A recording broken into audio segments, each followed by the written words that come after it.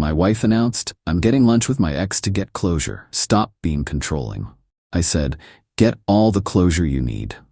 While they were at lunch, I got closure too, by consulting a divorce attorney and changing the locks.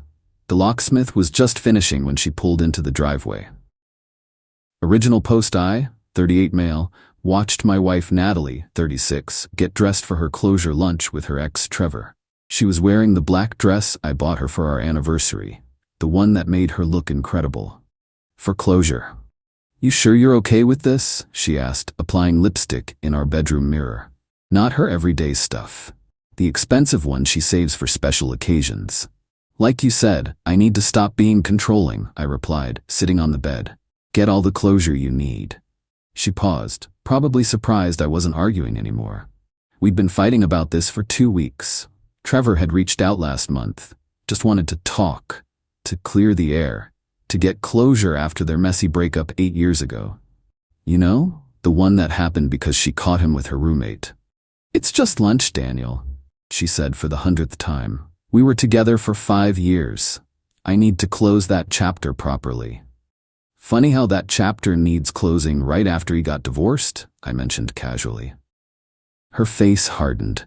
You're doing it again, being controlling, jealous. This is exactly why I need to do this, to prove to myself and you that it means nothing. You're right, I said. My bad. Enjoy your closure. She kissed my cheek, barely a peck, and grabbed her purse. I'll be back by 3, maybe 4. Depends on traffic. The restaurant she'd chosen was 20 minutes away. Traffic wouldn't make it a 3-hour lunch. But hey, closure takes time, right? I waited exactly 5 minutes after her car left the driveway. Then I made 2 phone calls.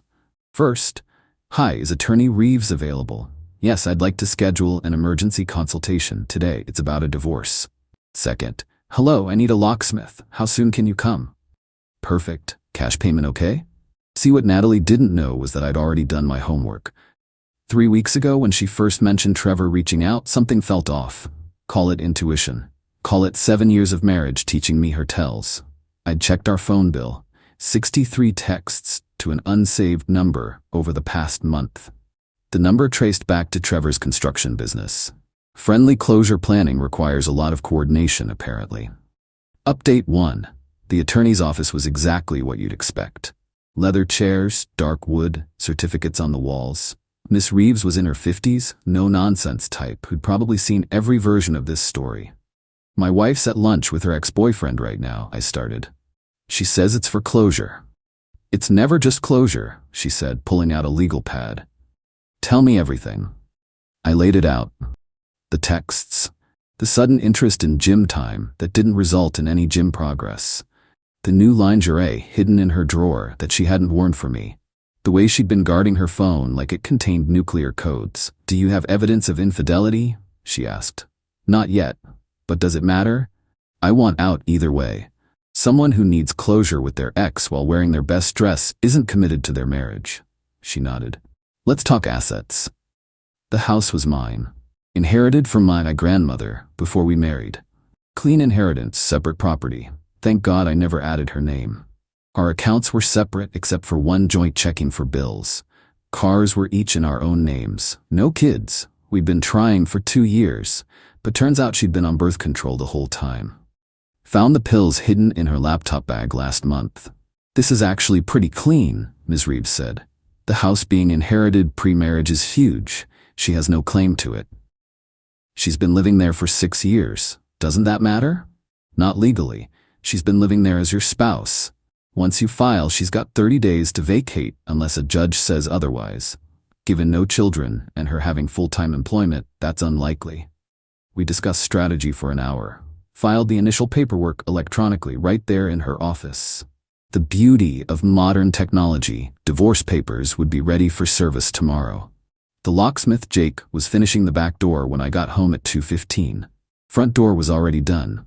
Rough day? He asked, probably seeing my face. Getting better, I said, handing him cash. Hey, can you stay an extra few minutes? I might need a witness.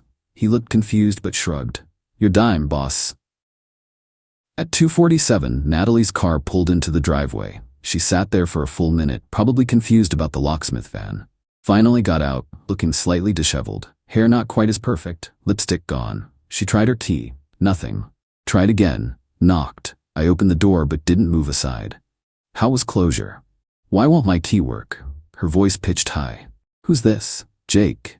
He just finished installing new locks. Jake, this is my soon-to-be ex-wife, Natalie.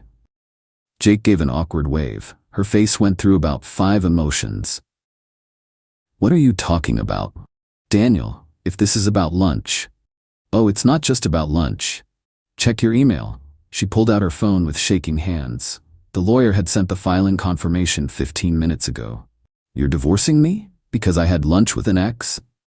No, I'm divorcing you because you've been texting him 63 times this month. Because you're on birth control while we're supposedly trying for a baby. Because you bought lingerie you haven't worn for me. Because you needed closure while dressed like you're going on a date. You went through my things? You checked our phone bill? You are controlling. No, Natalie, I was trusting. Now I'm just done. You can get your stuff tomorrow between 10 and 2. I'll be here with a witness. Update 2. The meltdown was spectacular. Jake stood there looking like he wanted to evaporate while Natalie went nuclear on the front porch. You can't lock me out of my own house. It's not your house, never was. Inherited property, remember? I've lived here for 6 years. As my wife, which you won't be much longer. This is insane. It was just lunch. Trevor and I just talked. Then you won't mind showing me your phone? Your texts with him? She clutched her phone tighter. That's private. Right? Closure requires privacy. Got it. Where am I supposed to go? Trevor's recently divorced. I'm sure he has room. That struck a nerve. You bastard. You planned this. You set me up. No, Natalie. You set yourself up the moment you decided our marriage needed a third person for closure. Jake finally spoke up. I should go. Yeah, thanks, Jake. Invoice me for the extra time. He practically ran to his van. Natalie tried pushing past me. I didn't budge. You need to leave. I'm calling the police. Go ahead. Tell them your husband changed the locks on his inherited property and filed for divorce. See how that goes. She actually did call 911. 2 officers showed up 20 minutes later. I showed them the inheritance paperwork, the filing confirmation, explained she'd been given notice to collect her belongings tomorrow with supervision. Ma'am, the older officer said, this is a civil matter. You'll need to handle it through the divorce proceedings. But my clothes, my things. Sir, can she get some immediate necessities? The officer asked me. Sure. Officers, would you mind supervising? 5 minutes, just essentials. They agreed. She grabbed a bag, threw clothes in randomly, grabbed her toiletries, kept trying to delay, but the officers kept her moving. This is temporary, she hissed at me. My lawyer will destroy you. Looking forward to it. After they all left, I poured myself a scotch and sat on my porch. My phone was blowing up. Her mom, what did you do to my daughter? Her sister, Daniel, this is crazy. Call me. Mutual friends. Dude, Natalie's saying you went psycho? I didn't respond to any of them. Instead, I texted my brother, getting divorced. Come over tomorrow at 10 to help supervise her getting her stuff. Him, finally, that Trevor lunch was the last straw? Me. Yep. About time, I'll bring Dad too. Update 3. The next morning, Natalie showed up at 9:45 with an entourage. Her mom, Helen, her sister, Amy, her best friend, Brittany, and some guy in a cheap suit.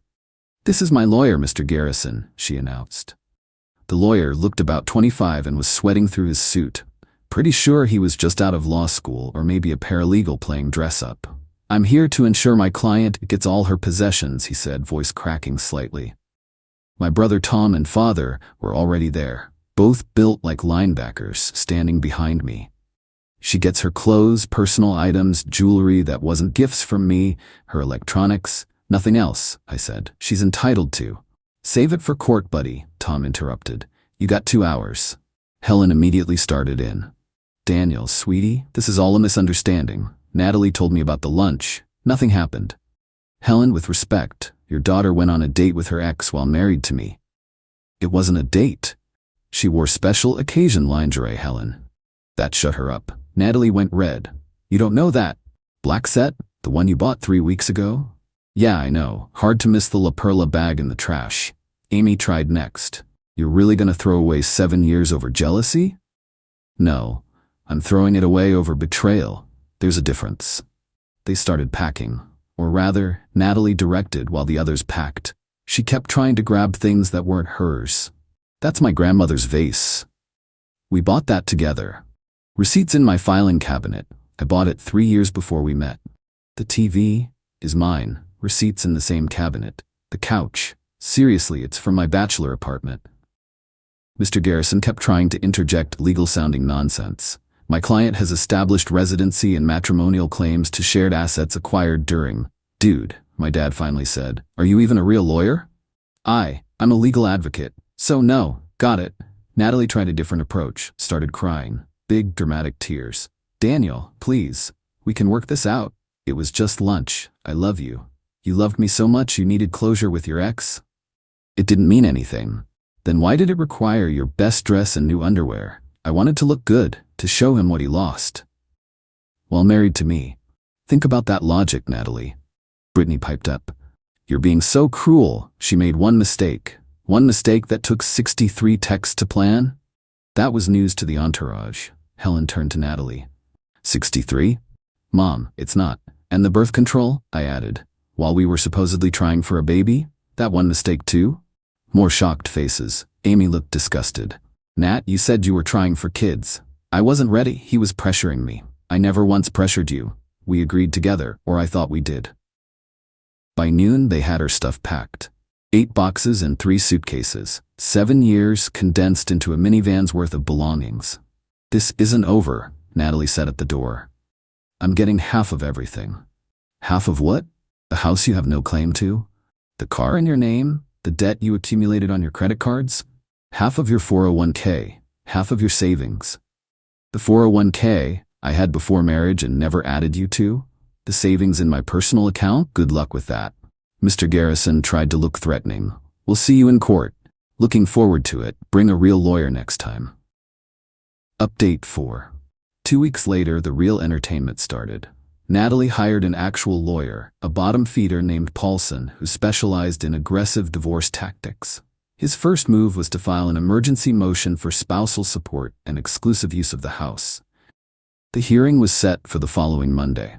That weekend, something interesting happened. My buddy Derek, who works in IT, called me. Yo, Dan, you need to see something. Natalie's been posting in this private Facebook group for women going through divorce. She forgot I could see it. Brittany added me months ago. He sent screenshots. Natalie's posts were enlightening. Lunch went better than expected. Trevor still has feelings. We kissed, but nothing more, yet. Now Daniel's being psycho about it. Trevor wants me to move in with him, but I need to secure the house first. My lawyer says I can get it since I've been living there so long. Once I get the house, Trevor and I can start fresh. Daniel was so boring anyway. 7 years wasted on a man who thinks dinner and missionary is romance. I forwarded everything to Miss Reeves. She actually laughed. This is golden. She admitted to infidelity and planning to defraud you. Print all of these. Monday's hearing was beautiful. Natalie showed up in another attention-seeking outfit. Low-cut blouse, tight skirt, batting her eyes at the judge, who was a 60-year-old woman who looked thoroughly unimpressed. Paulson argued that Natalie had been a devoted wife who was now homeless due to my vindictive actions. Ms. Reeves stood up. Your Honor, I'd like to submit Exhibit A social media posts from the respondent. The judge read them. Her eyebrows climbed higher with each page. Miss Thompson, she addressed Natalie, did you write these? Those were private. He had no right. Is that a yes? Yes. So you admit to infidelity? We just kissed. While married, and you're planning to move in with this man? Eventually. But you're requesting exclusive use of the petitioner's inherited property and spousal support? Paulson tried to salvage it. Your Honor, my client was emotionally vulnerable. Your client admitted to infidelity and fraud in writing, Counselor. Motion denied. Natalie was given 30 days from the date of original filing to vacate. 2 weeks left. No spousal support.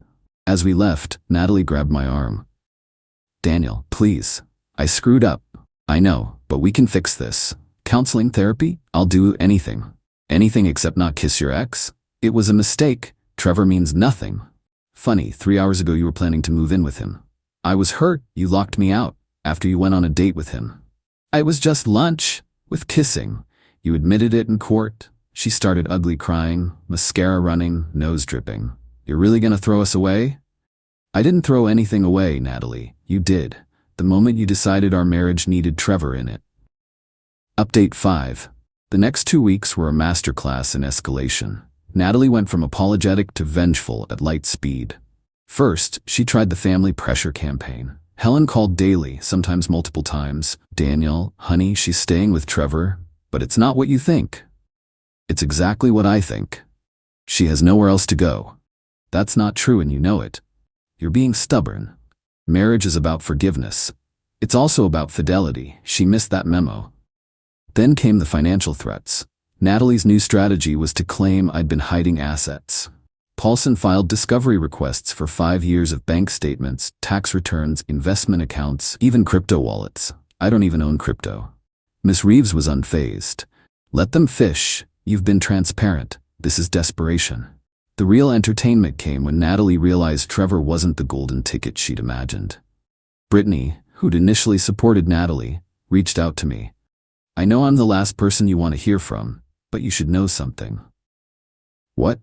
"Trevor's broke, like really broke. His business is failing, he's behind on his apartment rent, and he's been borrowing money from Natalie. She's maxing out her credit cards to cover his bills. That's her problem. She's telling people you financially abused her, and that's why she has no money. While she's spending it on Trevor? Yeah, I'm done with her drama. Just thought you should know in case she tries something stupid." She did try something stupid. That Thursday, I came home to find my house had been broken into. Nothing stolen, but things were moved. Photo albums were out, drawers opened, papers scattered. I called the cops, then checked my security cameras, installed them after the locksmith day. Clear as day, Natalie using her old key on the back door lock. I'd forgotten to change the garage side door lock. Rookie mistake. The cops were interested. "You want to press charges?" "Absolutely. We'll pick her up." They arrested Natalie at Trevor's apartment that evening. She spent the night in jail before Helen bailed her out. Miss Reeves was ecstatic. Breaking and entering while divorce is pending? She just handed us everything. The next hearing was Friday. Emergency motion from Paulson to dismiss the charges, claiming Natalie was retrieving personal property. Judge, same one, was not amused. "Miss Thompson, did you break into the petitioner's home?"